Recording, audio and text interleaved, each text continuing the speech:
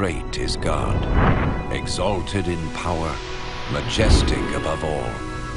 The heavens tell of his greatness. The skies display his awesome craftsmanship.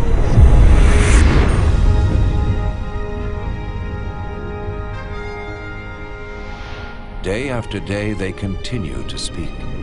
Night after night they make him known.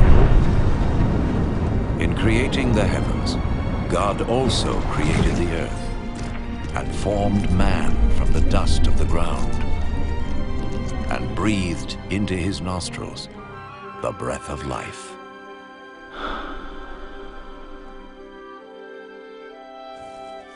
The God of love created man and woman in his own image to have a relationship with him. And so in the beginning, they revered and honored God and lived in harmony with him.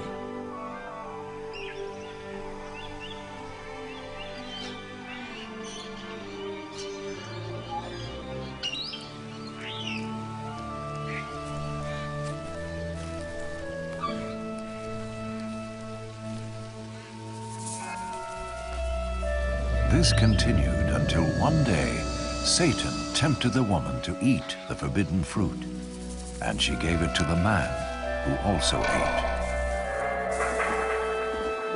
In so doing, mankind rebelled against God and went their own way.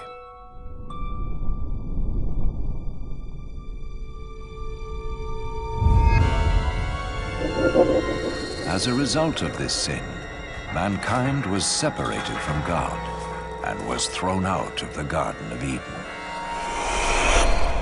But God still loved mankind. It was never his desire to be separate from those he created. Yet how could God be holy and the source of perfect justice if he did not judge mankind for their sin? In his holy book, God reveals his plan to save the world from his judgment.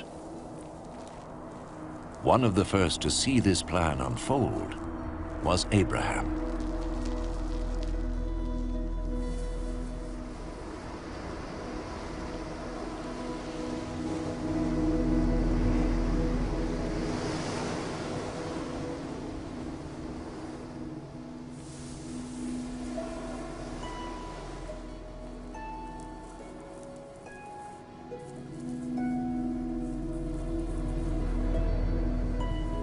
Abraham was a righteous man, whom God promised to bless and make his descendants as numerous as the sand of the sea and the stars of the sky.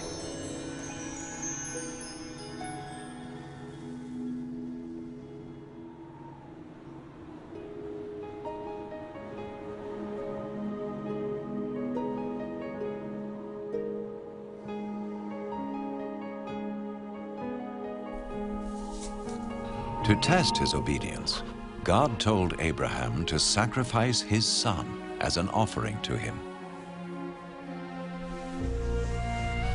Abraham trusted God and sought to obey him.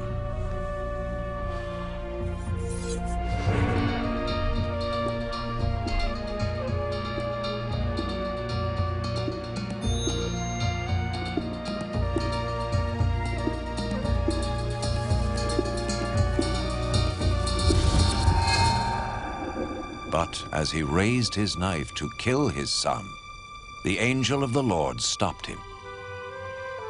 He saw that Abraham feared God and was willing to obey him. Then Abraham saw a ram caught by its horns in a thicket, and he sacrificed the ram instead of his son as an offering to God. And so God showed Abraham that a lamb or similar animal was to be slain as a temporary covering for sin until God would provide his ultimate sacrifice to pay for the sins of mankind. Instead of sin separating man from God, the sacrifice would restore their relationship. The Holy Scriptures speak of one who was to come and be the ultimate sacrifice for the sins of the world, As the ram took the place of Abraham's son, so this one who would come would take man's place, so he could be forgiven. Some refer to this person as the Messiah, the one who would come and reconcile the world back to God once and for all.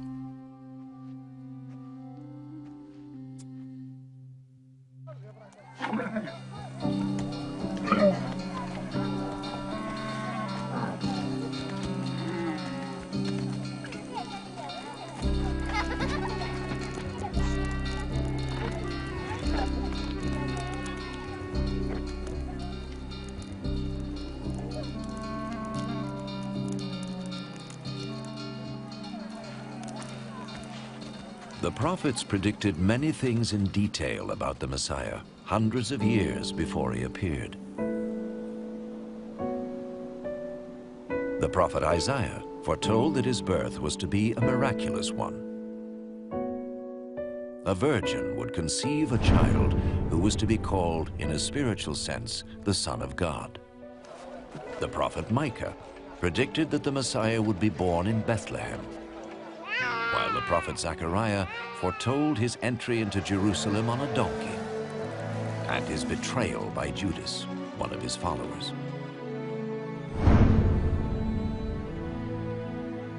Isaiah prophesied what the Messiah would do when he came.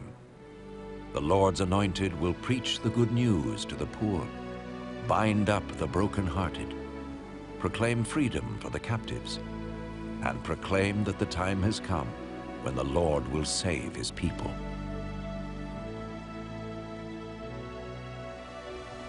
So who was the Messiah?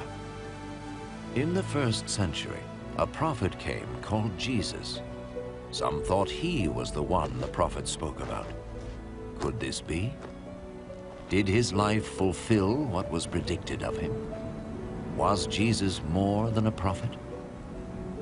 What follows is his story, based on eyewitness accounts as recorded in the Holy Scriptures.